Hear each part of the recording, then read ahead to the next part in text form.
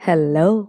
तो सीधे स्टोरी पे आते हैं। आप में से ब्लैक मैजिक के बारे में तो सभी ने सुना ही होगा, लेकिन वुडू के बारे में कौन कौन जानता है?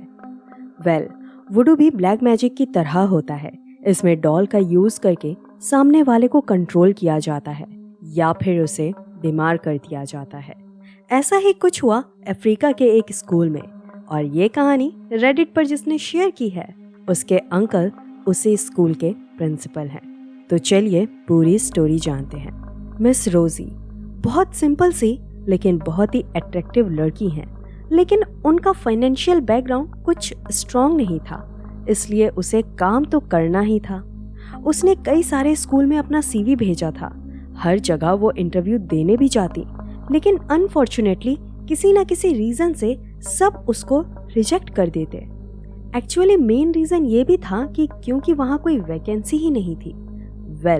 वहाँ पे एक बहुत अच्छा स्कूल था एंड उसने वहाँ पे भी अप्लाई किया था, लेकिन 2 महीने हो चुके थे।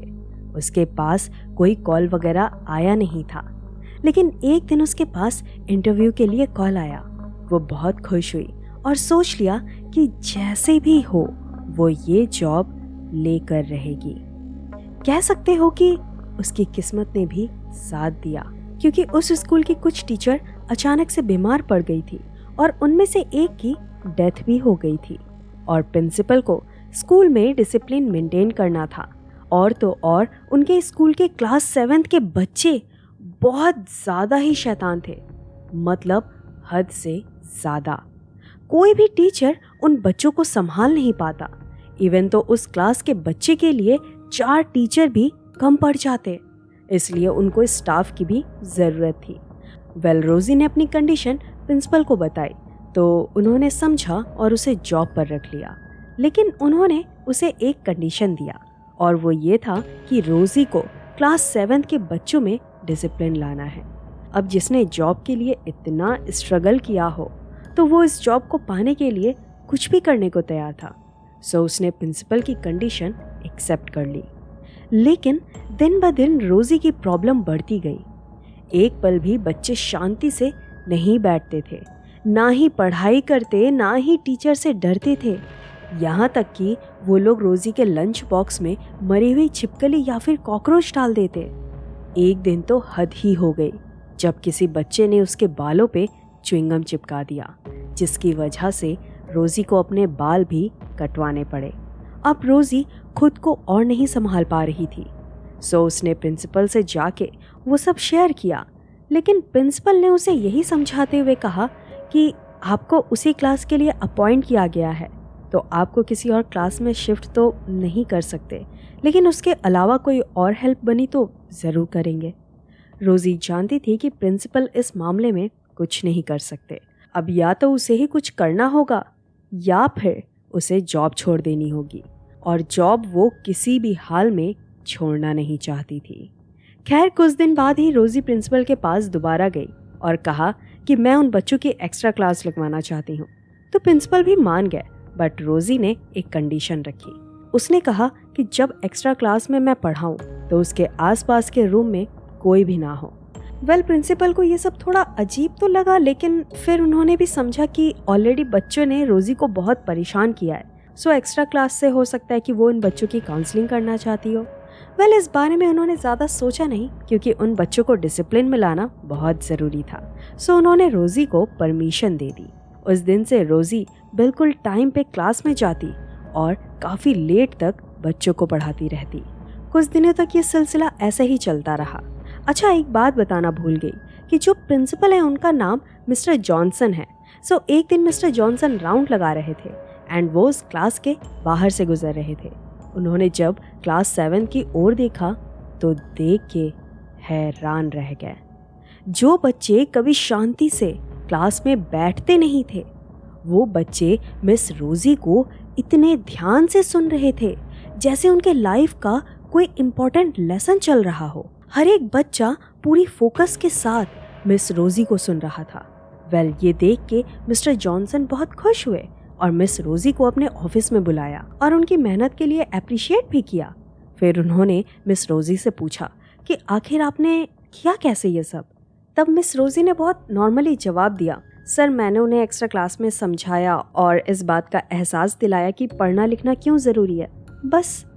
तब मिस्टर जॉनसन ने कहा कि आपने बहुत अच्छे से संभाला है बच्चों को, इसलिए मैं प्रमोशन की बात जल्दी ही करता हूँ। मिस रोजी का प्रमोशन तो हो गया और साथ ही उनको हर वो क्लास दे दी जाती जिसमें बच्चे कमज़ोर होते या शैतानी करते। धीरे धीरे स्कूल का डिसिप्लिन बहुत अच्छा हो गया। हर जगह उस स्कूल की चर्चा होने लगी।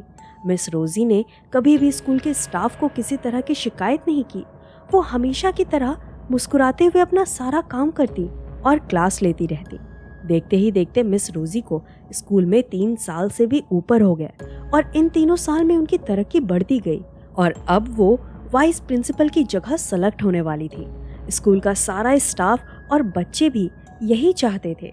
एक दिन जब मिस्टर जॉनसन स्कूल में ऐसे ही टहल रहे थे तो अचानक ही वो उस क्लास के सामने पहुंच गए जिसमें पढ़ाने का जिम्मा मिस रोजी का था।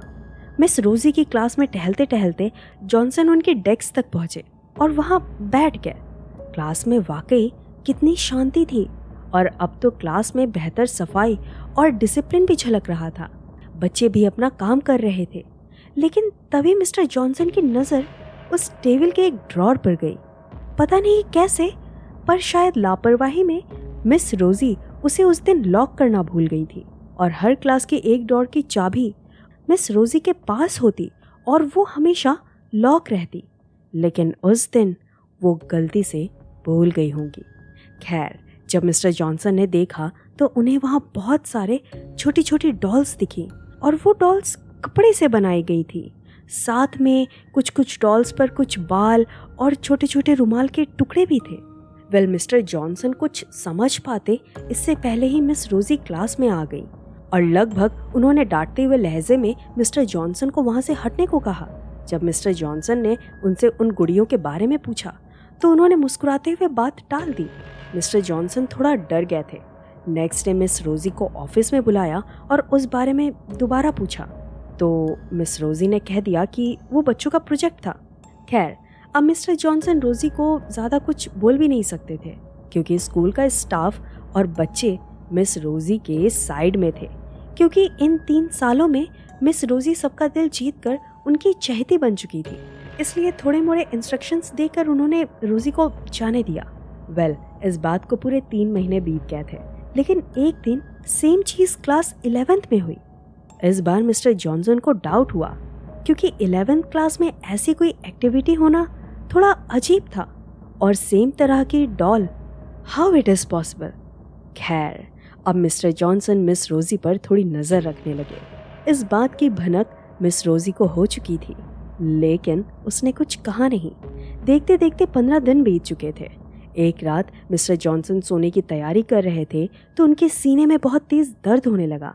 दवाई लेने के बाद भी जब दर्द कम नहीं हुआ तो उन्होंने डॉक्टर से कंसल्ट किया, पर कुछ रिजल्ट नहीं निकला। किसी को समझ नहीं आ रहा था कि आखिर उन्हें हुआ क्या है। वेल, हर तरह का मेडिकल चेकअप हुआ, लेकिन रिपोर्ट में कुछ आता ही नहीं। खैर, अब मिस्टर जॉनसन को मिस्टर रोजी पे पूरा यकीन होने लगा था। उन्होंने फिर से छुपते छुपाते मिस रोजी पे नज़र रखना चालू कर दिया। उन्होंने हर तरह से ट्राई किया, लेकिन उनके हाथ कुछ भी नहीं लगता। मिस्टर जॉनसन की तबीयत दिन ब दिन बिगड़ती जा रही थी। अब तो उन्हें खून की उल्टी भी होने लगी थी। लेकिन एक दिन हिम्मत करके वो रात को स्कूल की बिल्डिंग में घुसे और सभी क्लासेस के ड्रॉर को ओपन करने की कोशिश करने लगे, लेकिन कोई फ़ायदा नहीं, क्योंकि उसकी सारी डुप्लीकेट कीज़ भी रोजी मैम के पास थी। तभी मिस्टर जॉनसन को ख्याल आया कि स्टाफ रूम के लॉकर की डुप्लीकेट की उनके पास है। वो तुरंत गए और मिस रोजी का लॉकर ओपन किया। उन्होंने देखा कि एक डॉल जो कुछ उनके जैसे ही लग रही है और साथ में उसमें एक रुमाल भी लगा हुआ था, और ये वो ही रुमाल था जो कुछ दिन पहले मिस्टर जॉनसन से खो गया था। अगले दिन उन्होंने मिस रोजी को अपने ऑफिस में बुलाया और वो गुड़िया दिखाई। मिस रोजी ने एक क्रीपी से स्माइल दी और कहा, ज़्यादा जानने की कोशिश ना करें, वो गुड़िया वुडू से पोजेस्ड है और उसके सीने में जो सुई चुभी है वो ही आपकी बीमारी की वजह है। तब मिस्टर जॉनसन ने भी कहा कि वो पूरे स्कूल को ये बात बता देंगे। तब मिस रोजी ने फिर से एक क्रीपी स्माइल की और कहा, स्कूल में हर टीचर, खास तौर से लेडी टीचर, मुझसे ये सीख रही हैं, इसलिए आप मेरा कुछ भी नहीं बिगाड़ सकते हैं। मिस्टर जॉनसन ने उससे पूछा कि आखिर तुम ऐसा क्यों कर रही हो? तब उसने कहा, मजबूरी में मुझे ये रास्ता चुनना पड़ा। कोई भी मुझे नौकरी नहीं दे रहा था और मुझे नौकरी की सख्त ज़रूरत थी और इन बच्चों की वजह से मैं अपनी नौकरी नहीं खोना चाहती थी। थोड़ा रुककर रोजी ने आगे कहा कि मैं तुम्हें मार भी सकती हूँ, लेकिन तुमने उस वक्त मेरी बहुत हेल्प की थी, इसलिए तुम अपनी मर्जी से प्रिंसिपल की पोस्ट मुझे दोगे और वाइस प्रिंसिपल की पोस्ट पे तुम रहोगे और इसके बदले में मैं तुम्हारी जान बख्श दूंगी।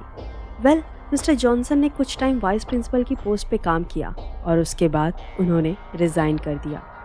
वो ये बात किसी को बता भी नहीं सकते थे क्योंकि उनका कोई यकीन ही नहीं करता और मिस रोजी ने पूरे स्कूल के बच्चों और स्टाफ को कंट्रोल करके रखा था। वेल, पोस्ट में आगे लिखा था कि घर में किसी ने भी अंकल की बात पर यकीन नहीं किया, लेकिन जब उन्होंने मुझे ये बात बताई तो मुझे भी उनकी बात पे यकीन नहीं हुआ। बट ये बात ज़रूर है कि वो अपने काम से बहुत प्यार करते थे, लेकिन अचानक से ही उन्होंने काम छोड़ने की ज़िद कर दी और बीच में एक्चुअल में उनकी तबीयत ख़राब थी और मैं ही उन्हें डॉक्टर के पास लेके जाता था। और जब मैंने ये सारी चीज़ें लिंक करी तो मुझे उनकी बात पर यकीन हुआ, इसीलिए ये बात मैंने रेडिट पर शेयर करी। वेल, इस पोस्ट पे लोगों के अलग अलग ओपिनियन थे, अलग अलग कमेंट थे, लेकिन आपकी क्या राय है हमें कमेंट में ज़रूर बताइएगा। और अगर आपके साथ कभी कुछ ऐसा इंसिडेंट हुआ है, कुछ क्रीपी सा आपने भी फेस किया है, तो आप हमें अपनी कहानी scarypizza2@gmail.com पर भेज सकते हैं। खैर, आज के लिए इतना ही। मैं मिलती हूँ नेक्स्ट स्टोरी के साथ।